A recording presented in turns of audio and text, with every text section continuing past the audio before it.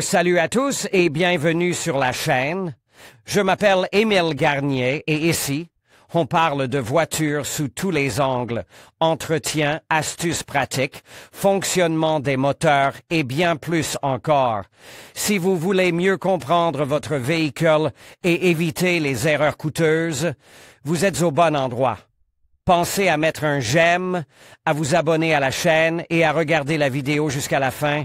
Vous y trouverez des infos vraiment utiles. La technologie en termes de technologie, l'Evoque est une variation sur le thème du Land Rover Freelander l'architecture. De la carrosserie et des suspensions est la même, les moteurs avant le restylage sont presque les mêmes, les nœuds similaires sont majoritaires. Mais extérieurement, la carrosserie est complètement différente, la voiture est plus basse, plus gracieuse, avec un meilleur aérodynamisme. On a essayé d'alléger l'Evoque, et aussi de fournir une réserve acceptable d'espace à l'intérieur en abaissant le niveau du toit. C'est pourquoi d'autres seuils et panneaux de soubassement sont en acier à haute résistance, tandis que le toit et le capot sont en aluminium.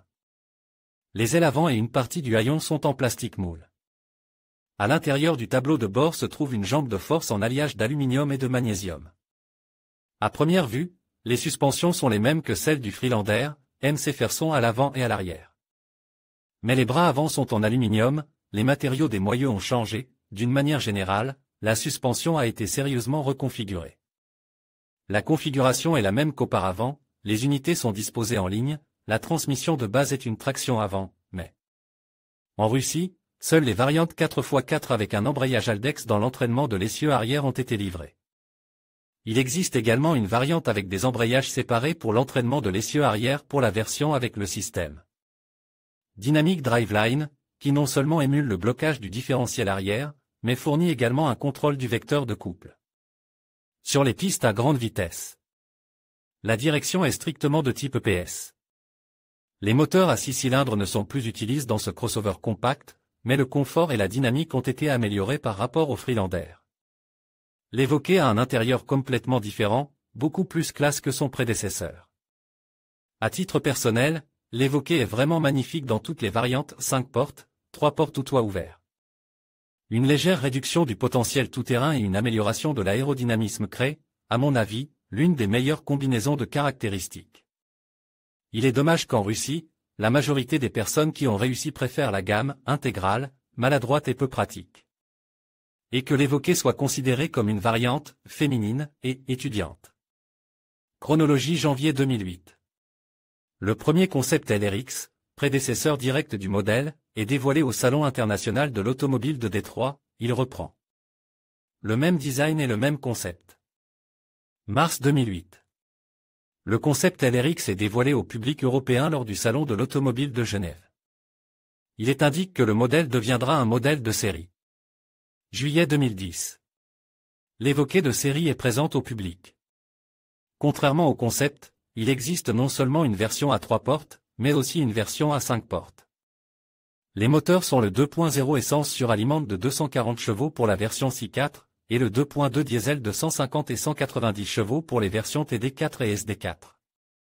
La transmission est une traction avant sur la version ED4 avec le moteur diesel junior et le MKP, ou une transmission intégrale sur les autres versions.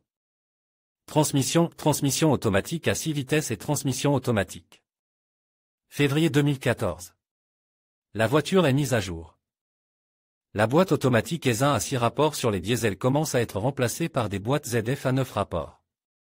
L'Evoque a été le premier à recevoir cette transmission, bien qu'elle ait été introduite dès 2011. La dynamique s'est améliorée, la consommation de carburant a diminué. Février 2015. Un restylage avec de nouvelles optiques et un rafraîchissement de l'extérieur et de l'intérieur est présent au Salon de l'automobile de Genève. Les moteurs de la famille Ingenium remplacent les anciens. Les moteurs diesel ont désormais une cylindrée de 2 litres et des puissances de 150 et 240 chevaux. Pour la première fois, des optiques entièrement adaptatives sont disponibles. Février 2016. Apparition de la version la plus inhabituelle avec une carrosserie cabriolet. Elle est nettement plus lourde que les voitures à 5 portes de près de 300 kg, car la carrosserie est renforcée. Printemps 2018. La production de l'Evoque de première génération s'achevait. L'atelier des versions spéciales a produit l'Evoque pendant plus d'1 an. Carrosserie. Panneaux extérieurs jusqu'à présent, l'évoqué est un cas où la corrosion elle-même est pratiquement inexistante. Les panneaux extérieurs sont très bien peints, les éclats sont rarement profonds et il est rare qu'ils ne soient pas réparés à temps. Les principaux défauts sont donc le voile sur les éléments, chrome, et les supports de rétroviseur en aluminium. La carrosserie, en revanche, est pratiquement parfaite. Les éclats sur le bord avant du toit et les dommages sur les montants du pare-brise sont souvent présents chez les amateurs de conduite. Rapides, les pierres aiment le toit, et les moulures latérales qui s'envoleraient la peinture des montants. Tous les autres dommages sont la conséquence d'accidents de la route et d'une peinture infructueuse, en dessous de l'épaisseur. Avec des couches de protection anti-corrosion sur le métal, mais sans créer le même sandwich de qualité de revêtement, de préparation minutieuse du métal et d'autres erreurs de l'atelier de peinture. Veillez à la qualité des garnitures d'arceaux en plastique, la surface extérieure des garnitures d'arceaux en plastique ne doit pas laisser penser que les languettes de fixation se trouvent de l'autre côté. La surface doit être aussi homogène que possible et les interstices doivent être parfaits, comme ils sont censés l'être dans une voiture de cette marque. Seule la porte du coffre peut présenter des interstices irréguliers, il s'agit d'un problème générique. Inspectez la voiture pour détecter les traces d'un polissage rate, les voitures de cette catégorie en subissent souvent plusieurs. La peinture est suffisamment épaisse, de 150 à 200 microns dans la variante d'usine. Les ouvertures et toutes les surfaces internes sont très bien peintées, contrairement au Freelander, les joints de l'arceau arrière sont beaucoup plus soignes. Même sur les premières voitures de série, il n'y a pas de corrosion du dessous de la porte et il n'est pas nécessaire de remplacer les moulures. En principe, les portes à 3 battants ne connaissent pas ce problème, la zone est entièrement recouverte d'un cache en plastique. Par le bas, il vaut la peine d'examiner l'évoqué sur un pont élévateur, au moins pour comprendre si la voiture a été conduite de l'asphalte au sol. La majeure partie du dessous de caisse est recouverte de panneaux aérodynamiques et de boucliers thermiques, de sorte que, sans démontage partiel, on ne voit pas grand-chose. Les conclusions sur le niveau général des dommages devront être tirées à partir de la zone visible relativement petite et des signes indirects. Tout d'abord, vérifiez l'état des chandelles et les points de contact entre le sous-châssis arrière et la carrosserie. La partie intérieure du seuil est également visible sans démontage. Les parties inférieures des longerons dans les arches arrière, également un endroit problématique, et beaucoup de bulles de peinture. Directement sous le revêtement anti-gravillon, certainement pas bon. L'embout de longeron de l'arche arrière doit également faire l'objet d'une attention particulière. S'il y a des accumulations de saleté, il est presque certain qu'il y aura de la rouille en surface, et si vous n'avez pas de chance, elle pénétrera dans la cavité intérieure par le trou couvert par le bouchon. La cavité du réservoir de carburant et les parties arrière des bas de caisse à l'intérieur souffrent également de la corrosion en premier lieu. Même sur des voitures relativement neuves stockées dans la rue, la peinture peut déjà présenter des cloques à ces endroits. Ce n'est pas un délit, mais c'est désagréable et c'est une bonne raison de négocier. Après tout, l'élimination ne sera pas bon marche, la déposée du réservoir et du châssis avec l'échappement coûtera au moins 50 à 100 000 euros. Si l'espace entre le seuil et le faux seuil en plastique est obstru par la saleté, le métal peut souffrir énormément, il y a beaucoup de trous technologiques, à partir desquels la corrosion s'infiltre à l'intérieur du seuil. De plus, le cadre du faux seuil en plastique est constitué d'un tube d'acier bon marche avec des supports, de sorte qu'il pourrit rapidement et détruit la carrosserie au niveau des points de fixation. Si possible, il vaut la peine d'essayer de desserrer les écrous des goujons qui fixent les panneaux de carrosserie et les serrures. N'oubliez pas qu'il y a de fortes chances qu'ils se cassent. Les emplacements de ces goujons sur la carrosserie sont des points chauds de corrosion dans les arches et le bas de caisse. Si vous disposez d'un endoscope, vous pouvez essayer d'inspecter les coupelles de support de la suspension arrière, il y a généralement de la rouille en surface à cet endroit. Il y a très peu de trous, même sur la Freelander 2, une plateforme commune, la perforation apparaît rarement, et sur l'évoqué, plus Recent est peint de manière plus qualitative, le problème se manifeste plus faiblement.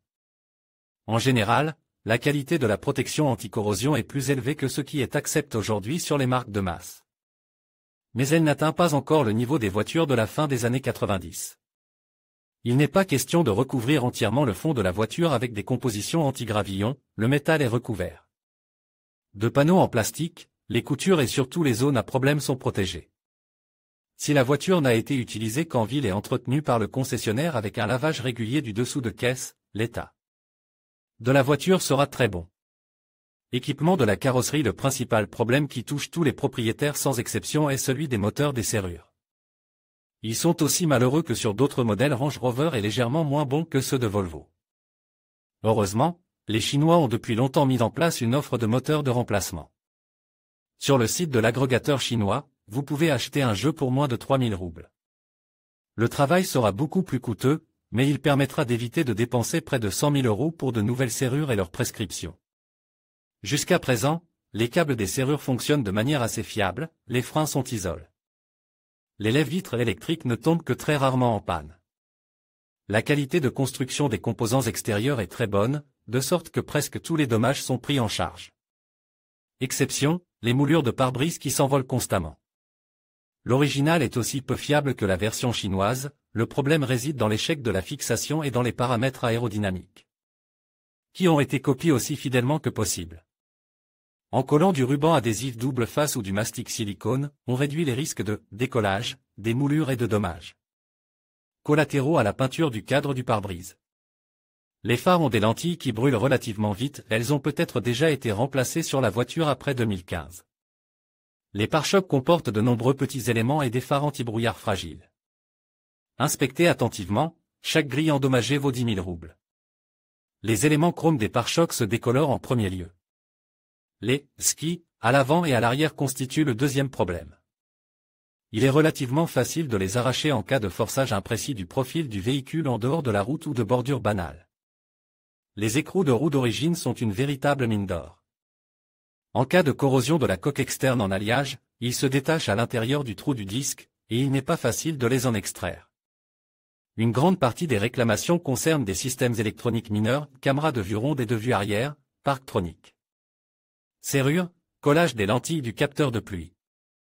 Heureusement, pour l'instant, ces voitures ont atteint un âge où les pannes sont quasiment inexistantes. Mais même les rares pannes peuvent coûter cher, le prix des pièces détachées et des travaux pour un petit Range Rover en est la preuve. Piste prix d'origine, prix de la piste non originale, prix de la piste non originale, 2 pièces de carrosserie phare avant, Xénon 160. 014 non disponible phare avant, halogène 97 626 et la 34 338 non disponible phare avant, Big Xénon adaptatif 354 019 non disponible. Pare-brise 136 744 Pilkington 26 666 vendeur 9057 /19 142 L avant 99 735 non disponible pare-choc avant 150 021, édition Victoria. Beckham, dominante 29 776 Blick 67 044 capot 292 390 /425 875 Sport Blick 175 438 /214 762 L'intérieur de l'évoqué. Si réussi qu'il a ensuite été transposé à plus grande échelle sur les prochains, grands, Range Rover. Et pour être honnête, il s'agit simplement d'un intérieur haut de gamme de grande qualité, comme il se doit. Les voitures allemandes de ces dernières années ne se contentent pas toujours d'un banal sentiment de qualité supérieure à l'intérieur. L'accent est mis sur la fonctionnalité et la saturation de l'électronique. Ainsi, l'évoqué ne peut pas se vanter des possibilités de l'électronique embarquée. Par exemple, le système multimédia est plutôt moyen, de sorte que même l'installation de la variante chinoise d'Android à la place standard est bien plus performante et fonctionnelle. Mais il y a d'excellents matériaux tout autour, et tout est magnifiquement dessiné. Il n'y a pas de bundles franchement bon marche dont on puisse avoir honte. Dommage que la qualité de l'assemblage des panneaux ne soit pas des plus élevées, des bruits et des craquements sont présents sur les machines anciennes. La durabilité des matériaux est moyenne, le volant s'écaille souvent avec des taches des 140 000 km, et à 200 000 km. Il a vraiment besoin d'être peint ou recouvert. Le cuir des sièges vieillit lui aussi assez rapidement. Le coussin et le dossier s'étirent sous l'effet du poids des conducteurs, et les flancs, fabriqués dans un matériau moins cher, se froissent sous l'effet des femmes minces. Mais les déchirures et les plis sont rares, et dans la plupart des cas, le nettoyage à sec et le repassage permettent de restaurer l'apparence plusieurs fois. Par ailleurs, tous les petits accessoires sont de qualité suffisante, l'usure des poignées et des panneaux est minime et à peine perceptible après le nettoyage. La climatisation ne pose pas de problème particulier. Le moteur a tendance à hurler lorsque le kilométrage est inférieur à 100 000 km, et il existe 2 solutions, le graissage des roulements ou le remplacement pur et simple. En général, l'usure de l'ensemble des brosses est minime à ce stade. Les curseurs du système doivent être étalonnés en cas de problème d'alimentation et au fil du temps. Il est intéressant de noter que des sites web chinois proposent des panneaux de commande de climatisation à écran tactile avec un grand écran pour moins de 3 cents $.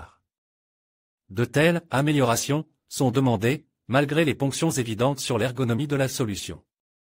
On est à l'étroit sur la deuxième rangée, et on s'égratignait souvent les jambes sur une partie arrière des sièges avant. Le coffre est petit, même par rapport aux hatchbacks européens, mais il est équipé d'une commande électrique des portes. Aussi étrange que cela puisse paraître, l'élément le plus dangereux de l'habitacle est un élégant levier de changement de mode de transmission. Par souci d'esthétisme, les Anglais ont renoncé à un simple levier et ont conçu un nœud plutôt encombrant.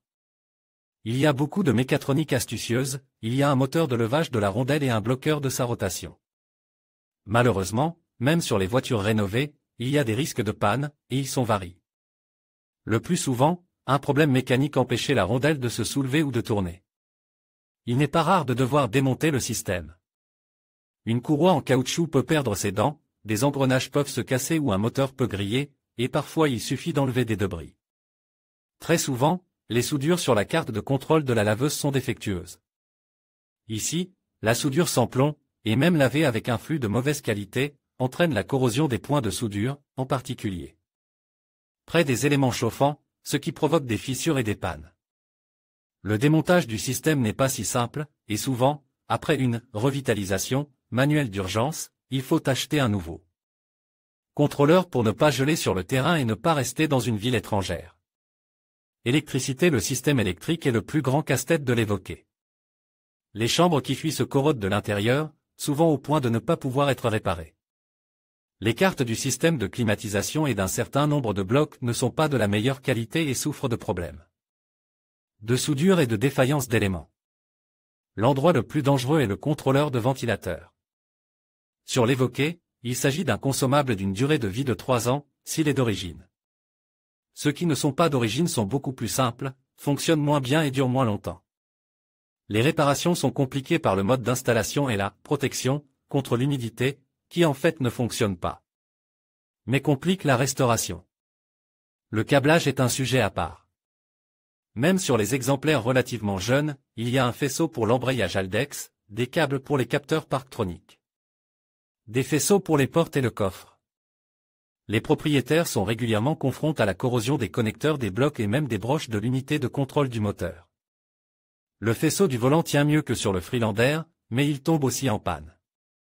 La voiture a également une consommation d'énergie très correcte, ce qui fait que les alternateurs sont bien chargés.